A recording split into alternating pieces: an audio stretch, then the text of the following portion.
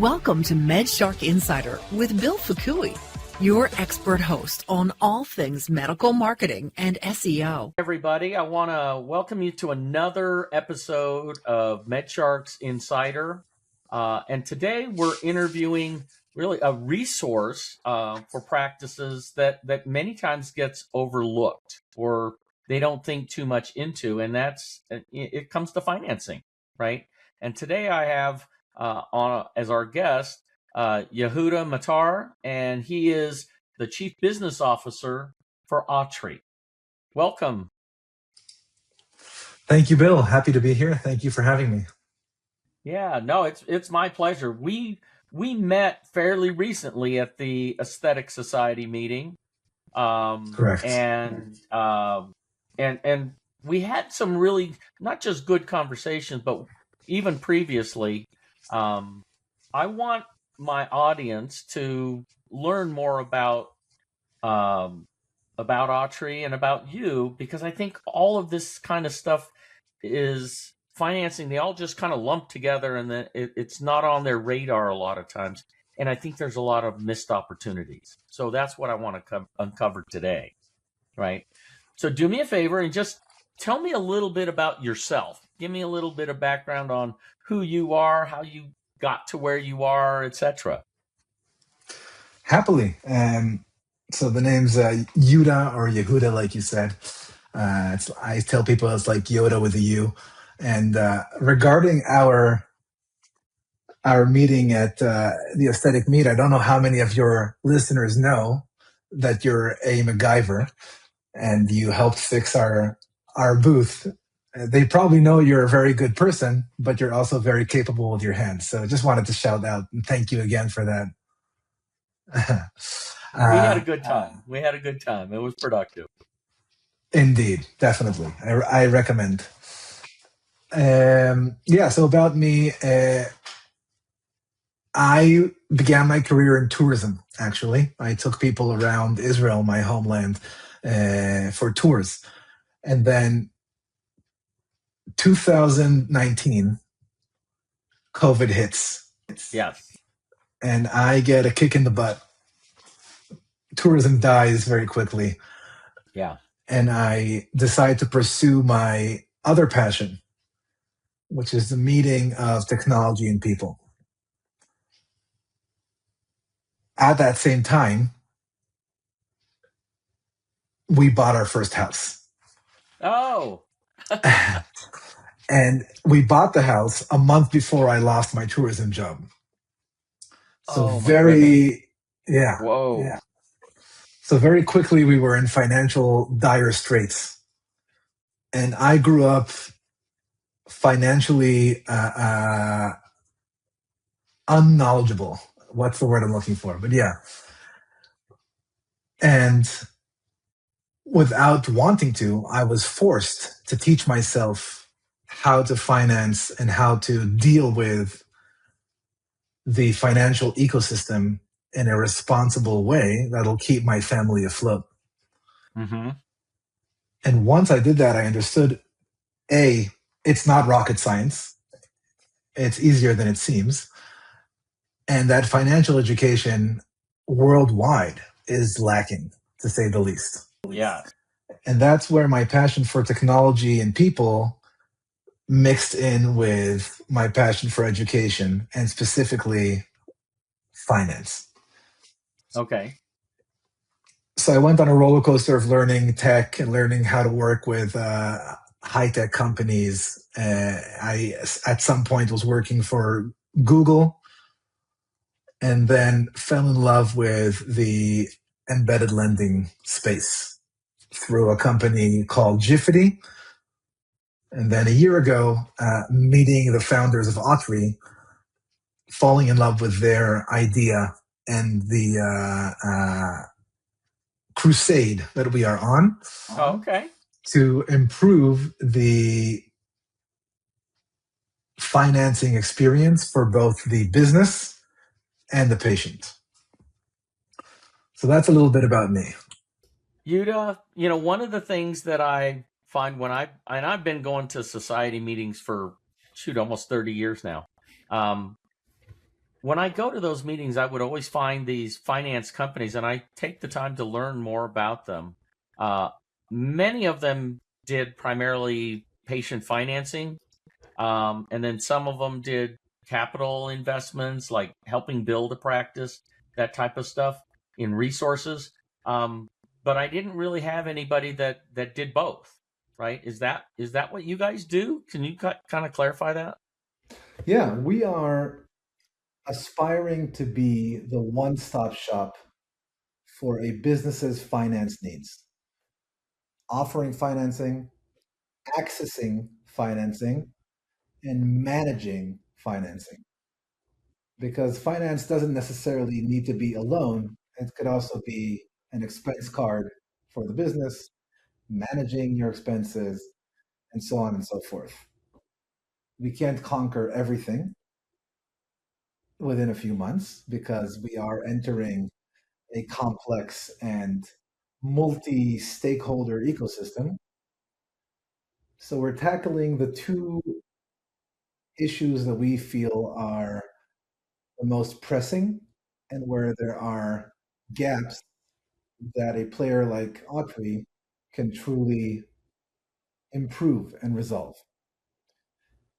Because on the capital side, a lot of these businesses are being declined for the capital they need in order to grow because they're not sharing the right information with the banks and lenders that are assessing their health.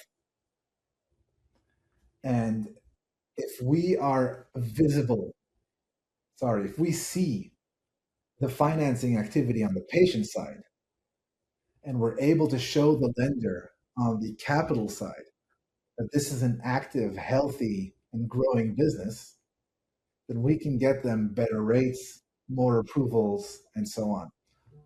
So even though these two sides seem separate and disconnected, they can actually strengthen each other and improve each other's experience if they're both together. Interesting. I've never heard anybody present it that way. Nobody that I've, in the 30 years that I've done this, I've not heard a financing company, present that in that way. Where does so when you're doing working with a client, you had mentioned gaps, right? Give us an idea of what do you mean by gaps? What could be a potential gap? Yeah, in the business lending side of the thing, usually lenders, when they want to make you an offer for a loan, will ask for 3 statements from your bank for the past 3 months. If you're a seasonal business, or if you had a few weak months, the answer from that lender will be based off of a very virtual picture of reality. Right. And many business owners, I would say most, don't have the time to start curating a business plan or a very clear picture about their finances that will convince a lender that they are a business worth investing in, taking a risk on. Mm-hmm. So there's a gap of the time and complexity needed in order to access capital. And there's a gap in technology where a lot of the business lenders today are relying on outdated processes from decades ago, even though they can access information much faster. I'll give you one very quick example. We are all using open banking vendors like Plaid to access our financial information. We have the ability today to give a business a connection to Plaid and get the financial information we need to understand their financial health. A lot of business lenders don't have the ability to take that information in and do something with it. Gotcha. Right? Now, No, I was just going to say, so, the so these are not obvious things to the average practice, right? They're not going to think about when so do you work more as a consultant when you start working with, say, a practice approaches you and says, we're gonna need both capital and patient financing, improvements of what we currently are doing. How do you operate? How do you work with them? Yeah, the goal is to build a technology infrastructure and ecosystem to simplify and standardize and democratize the access to both of these products so that a business owner can tap into the potential help and growth that these two tools can give them without becoming a banker themselves, without needing to deeply learn finance. We are definitely a consultative approach as we grow, but we are also trying to codify and build that into technology so that this can scale beyond any team member's knowledge into a tool that can be accessed by anyone at any time in the day and whenever they're available. Because in a different company that I worked for with SMBs, we saw that a lot of the engagement of these business owners was after business hours, 9 to 12 p.m., right? They finish the day. Now they have time in front of the computer, but no one's going to pick up the phone. Right. So giving them the access to that information without being dependent on my working hours or anyone on my team is the goal. Interesting. So you had mentioned marrying technology with this, right? Most finance companies that I've never, you're the first one that I've heard that mentions how do you leverage technology in terms of financing. It just didn't, they don't always sound like that they're collaborative. It's, I don't know how you leverage. Give me an idea of kind of the technology that goes into helping. So if I'm a surgeon, how is this technology? How do I access it? What do I do? And what can it do to help me? Yeah, so I'll give examples from the patient financing side this time. For a lot of the lenders out there, when I want to leverage and use their patient financing platform in my clinic, I need to book a demo. I need to fill out manual forms in order to be approved, and so on. The first thing we did was we built a fully digital self-serve onboarding process for the business. Now, our lenders need to verify that the business is not a terrorist or a money launderer or a fraudster. We are automating a lot of those checks with automatic checks of data enrichment and so on. It then moves forward to when you want to offer your patient a loan, we have the technology to assess the patient and their financial health and match them to the lender that will say yes. Because today in the clinic, you see that there are many times 2 or 3 or 4 different finance vendors competing for the patient's attention on the desk. Very interesting. So you had mentioned, multi-lender, types of orchestration, right? Correct. Is that what you're referring to here? Exactly. Yes. Okay. Clarify that. And I've never heard that term, multi-lender, orchestration. Mm-hmm. And that's what the technology does. It takes these different options, consumer options for financing.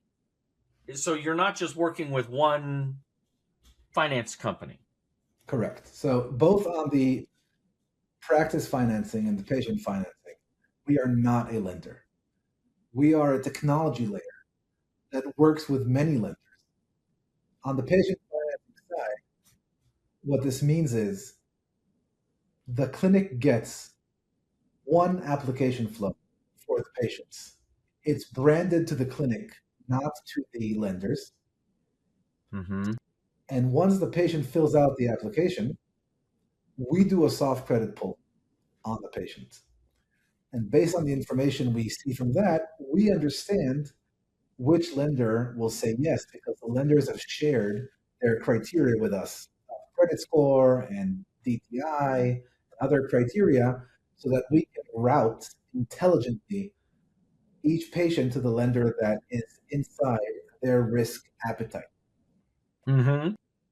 So, in fact, we don't see lenders as competitors. We see them as potential partners that we invite to join our platform so that they can work better with the clinics out there. Wow, you have cut through a lot of the bureaucracy or the process when it comes to, because most people don't look at multiple options because they figure, oh, I'm looking at this one and if I don't qualify, that means I don't qualify. I'm just not qualified, right? Where that's not the case, right? Not at all. That's not the case. A lot of times they look at the one and they just blanketly assume, I can't, right? When what you're doing is very different. I find that fascinating. How about when we, so now that we have the ability to offer multi-lender analysis or your platform, we also talk about financing when it comes to marketing. And I, as a marketing agent, and that's what I've done for 30 years, right? Clients are always, and even intake people, it's like they don't want to deal with financing or the cost of a procedure, right? They want to avoid those questions from consumers, right?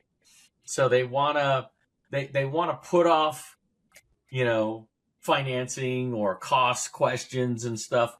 How do you address that? I mean, I think what you offer here is a differentiator, right?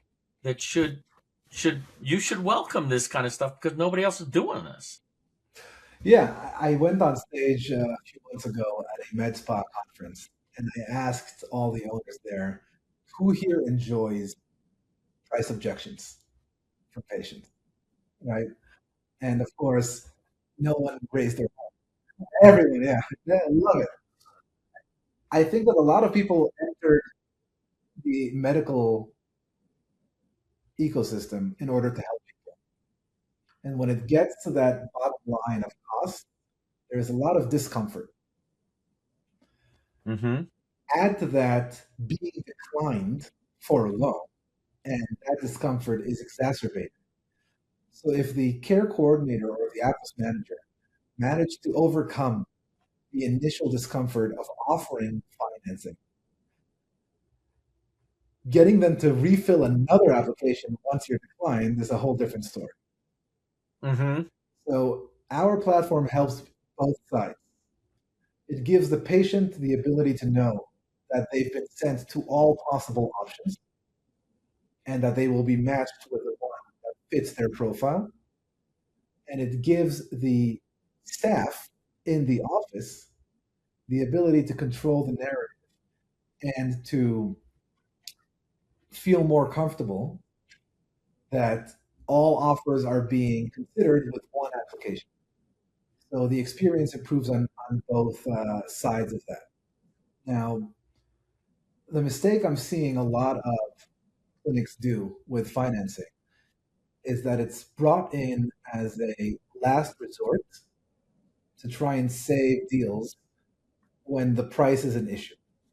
Some owners will go and discount, which is a mistake that we won't discuss here. But and then the other option is, you know what? If you don't manage the price as is, maybe you want to consider finance. What I've seen successful med spas and plastic surgeons and other elective medical clinics do is to understand that offering your patient flexible ways to pay is actually a differentiator, like you mentioned. It's part of the premium service that you're trying to offer. The story I always give is a patient goes into the med spa or the plastic surgery, they're given a glass of champagne. There's a beautiful environment around them. There's an amazing smell. And then on the desk, you have 4 finance companies staring the patient in the face, competing for that. Or it's kind of like this uncomfortable moment in this beautiful journey that the staff has curated. I'm saying instead of avoiding it, understand that a lot of patients want it and incorporate it into your process. The stat that I always share is that currently, at least in med spas, 33 or 35% of patients are offered financing, while 87% of patients, when asked if they would prefer to defer their treatment or finance it, chose financing. So there is a gap out there. People want this. I'll go as far as saying that if there are 2 plastic surgeons, one against the other in the same street, and one offers financing and the other doesn't, I may go to that plastic surgeon just because I'm able to pay. Mm-hmm. No, I think that makes a lot of sense. Yeah.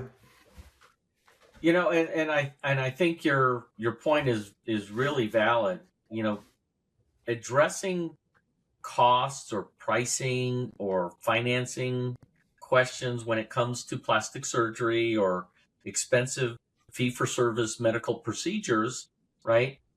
It can't be an afterthought. It can't be to salvage a prospect, right? It has to be integrated into the conversation, right?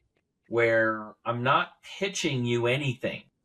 I'm telling you that these are options and you're being upfront and transparent. So I think practices that shun or are afraid of dealing with cost or financing they're looking at this completely wrong.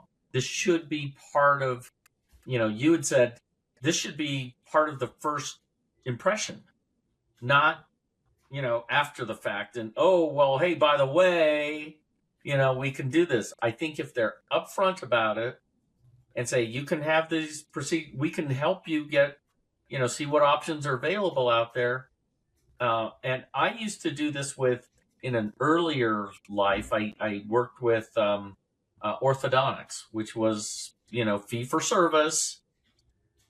But we worked with a lender that, if somebody had we wouldn't use the craziest, 800 credit score, right? We would do something middle of the road. You can get financing for these treatments for as little as $150 a month, right? Yeah. And, with qualified, financing. And that's how we would position, a $4,500 or $7,500 treatment with monthly payments. And it's no different than what car dealers do every day, and let's face it, they are masters of marketing and positioning, right? They don't just say, oh, it's a $50,000 vehicle. They said payments as low as X amount, right? Exactly. That's how consumers today purchase. I understand. I mean, I'm old school. I just want to pay cash for everything, right? But today's world, it is about what they can afford on a monthly basis and make those payments, because I think the quality of life is so much more important, and they don't want to put off quality of life longer than they have to. I would suffer in silence for many years. Whereas now that I'm older, I'm like going, why did I wait so long? I could have had this done so many more years, and now I don't get the benefit. All those years I could have had this done, I missed out on, right? Yeah. The one variable that people don't recognize and they reflect on later is the value of time. I can't replace time. money I can replace, right? We can all replace money, situation, things like that, but I can't replace time. And having the benefit of that treatment or whatever, now, great, I feel good now, but I missed 4 years of enjoying this, right? Yeah, I grew up with glasses, and at my early 20s, I had LASIK done, and I can only imagine postponing that because of the price and suffering, with many years with that, just waiting to gather dollar to dollar. So I totally agree. Um, on the other side, we're not looking to promote irresponsible borrowing, right? Getting into debt unnecessarily can ruin your life, and we have to be careful and not to promote it aggressively when it's not needed. And that's the balance we're striking. Yeah. Okay. So when it comes to like just what you're saying about lead qualification with a financing element, what do you recommend, for the practice, with that in mind, to be both ethically and fiscally responsible to patients? How do you address that with clients? First and foremost, I think that there is a good way of mentioning flexible payment options on your website and upfront Oh, during okay. the lead acquisition process and the lead qualification process, right? In fact, if I, as a interested patient, can find out on your website that I will not be eligible for any loans through you before I even hit your door, that's time saved for both sides, and vice versa. If on the website I can already, before I talk to a human, find out that I'm eligible for financing at your practice, that may be the deciding factor that'll make me choose you over someone else. Mm-hmm. In fact, that's why we are building a new feature that I'm very excited about, where instead of a calculator that people can say, if my credit score is 720 and my amount is such, then theoretically your payment would be X. With the applicant's consent, we can do a soft pull and say, hey, if you come to this clinic, we have a lender that'll probably approve you for up to 20K. Mm-hmm. And that gives a lot of clarity and transparency to both sides of this transaction. Now, you had mentioned this earlier to me at one time about in getting financing as part of the conversation much earlier. I was always a believer that one of the things that we all know, that when people contact a practice, whether they're chatting, phone calls, or email submissions, right? They're asking, I'm interested in a tummy tuck. You know, I'm 9 months postpartum with my last kid. I don't want to have another child, so I'm looking into having a tummy tuck done. Would I be a good candidate? And of course, can you tell me how much it costs, right? And so I would always say, strategically, if it's in an email, for example, if I get this email lead that says, I'm interested in a tummy tuck, am I a candidate, and how much does it cost, right? I would secret shop practices all the time, and they say the same things. They try and answer the question just as much as they can and try and sell a consultation, right? But everybody does that. Everybody does that. So I counsel clients to say, I need a link to your tummy tuck page. I need a link to your tummy tuck before and afters. I need a link to your about the surgeon, because he or she is the product at the end of the day. And then I also need a link to a financing page. If somebody asks about cost, you absolutely need to let them know that we have this available. So that's kind of the upfront thing that you're saying. start dealing with this up front. There's so many practices out there that don't even have a financing page on their website, right? Yeah. We need a page on financing. If they have what you have, which is universally different than just saying, "Oh, we offer credit," right? Or whatever, right? Yeah. You have a product that can kind of sift through multiple options, right?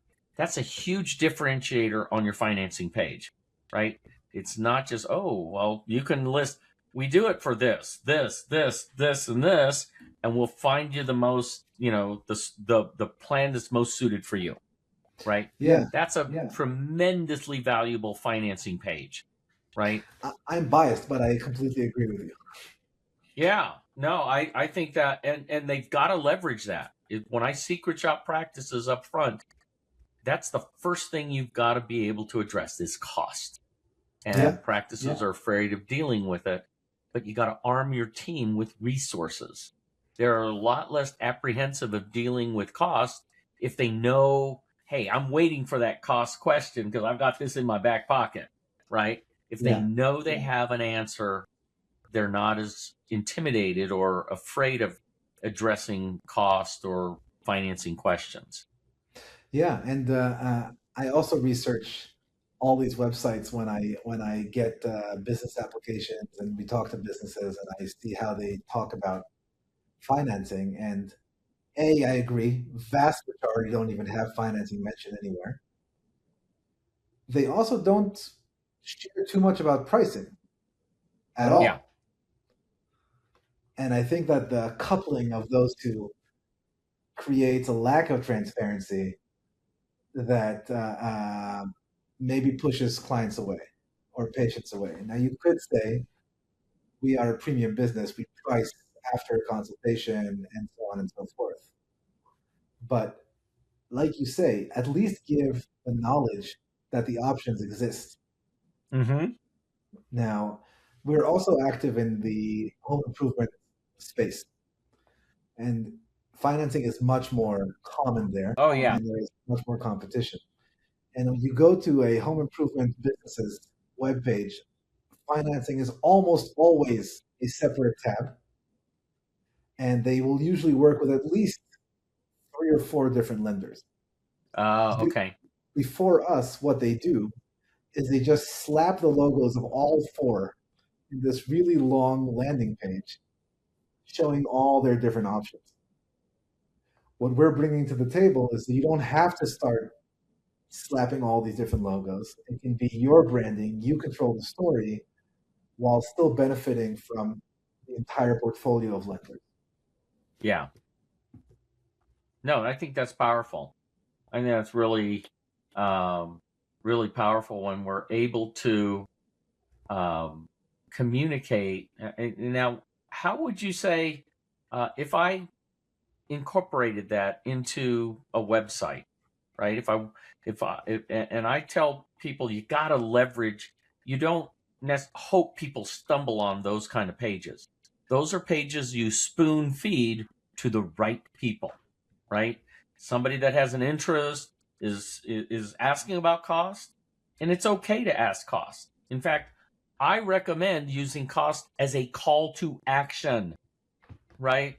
As opposed to I visit all these plastic surgery or med spa, and everybody says, book a consultation, book a consultation, book a consultation. Well, first of all, I don't even know what a consultation includes, right? Yeah. But for many visitors that come to a website, they are first-time visitors. If they visit your website for the first time, what's the chances of a first-time visitor booking a consultation on their first visit to your website? Zilch, right? We need lower barriers of entry for them to start engaging us and let them know it's okay to ask for cost. In fact, I would say need details, got questions, need a price, call us, right? Yeah. Let them know it's not taboo to ask for a price. It's okay, right?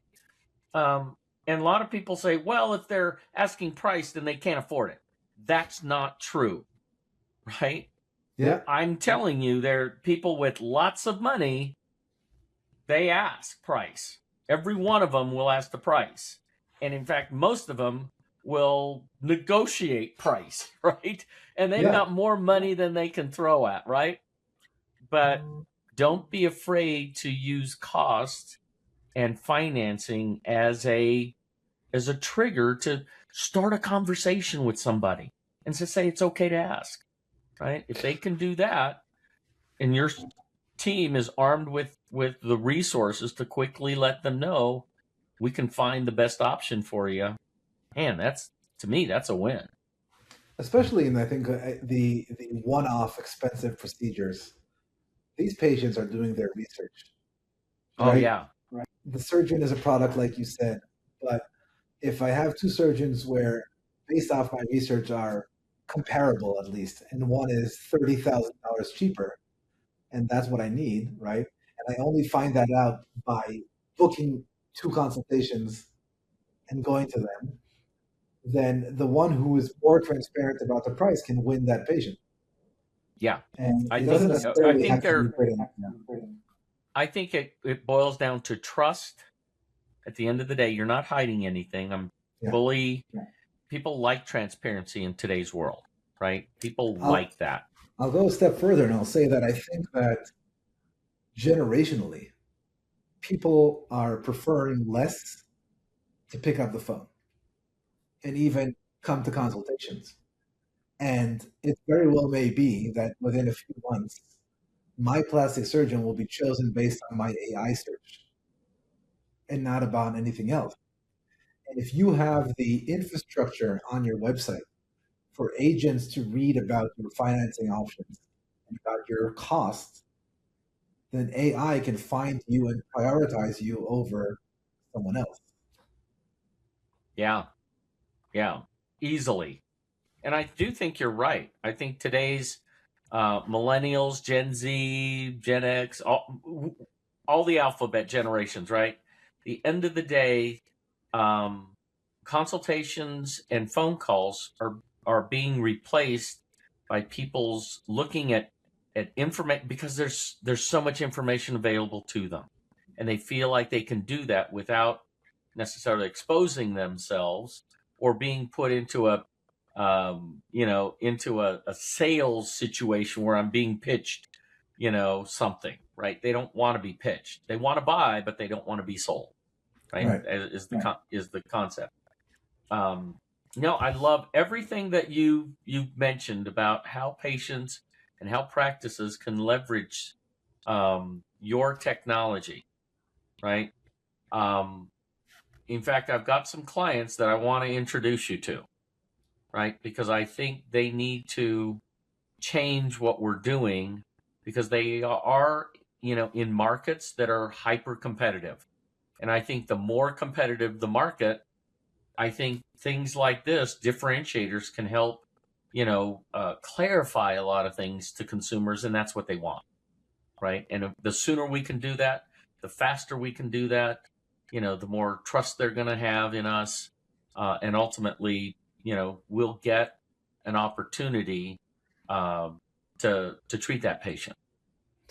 Yeah, I think it goes deeper than that, in the sense that lending is a heavily volume-based game.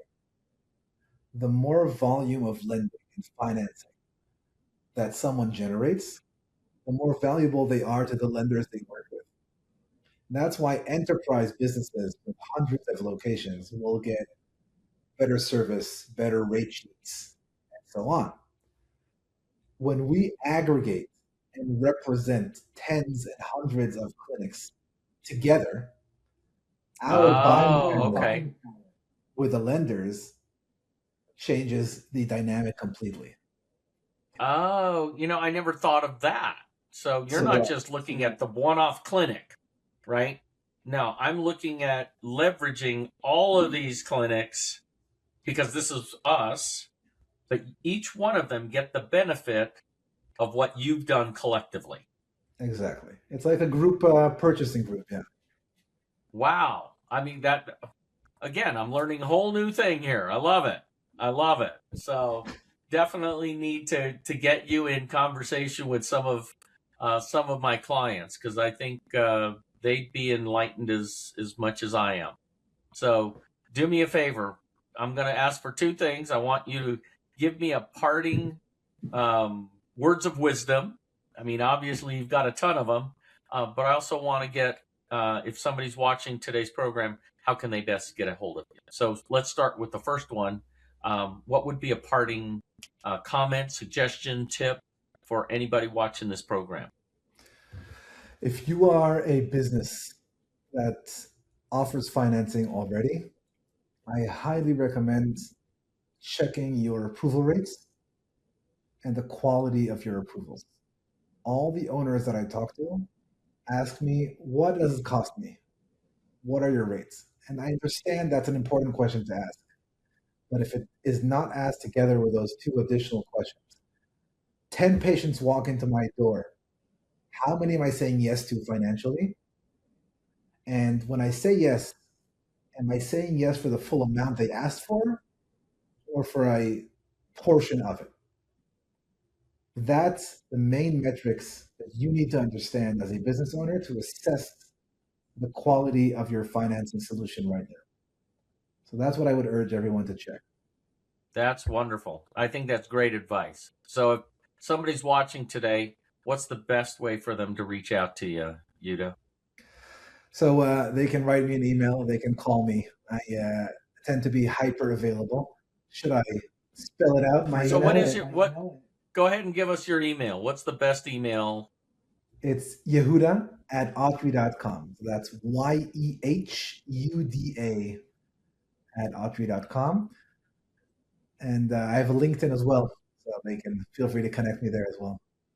That sounds great. I encourage people that are watching today to reach out and at least look into this. I think it's a differentiator, especially in today's more competitive and complicated world. So I think you've done things to streamline the process and really help not only the practices but consumers. Amen. That's our dream and goal. And hopefully at the bottom of the recording, we can put a link. Oh, I will absolutely add that and make sure that people do kind of reach out to you and learn more about this. So thank you so much for your time today. Thank you for having me. Always a pleasure talking to you, Bill. All right. Take care, Yehuda. Have a good one. Thanks for joining us for the MedShark Insider with Bill Fukui. Join us next week for another dive into all things medical marketing. All episodes can be streamed at www.medsharkdigital.com/medshark-insider.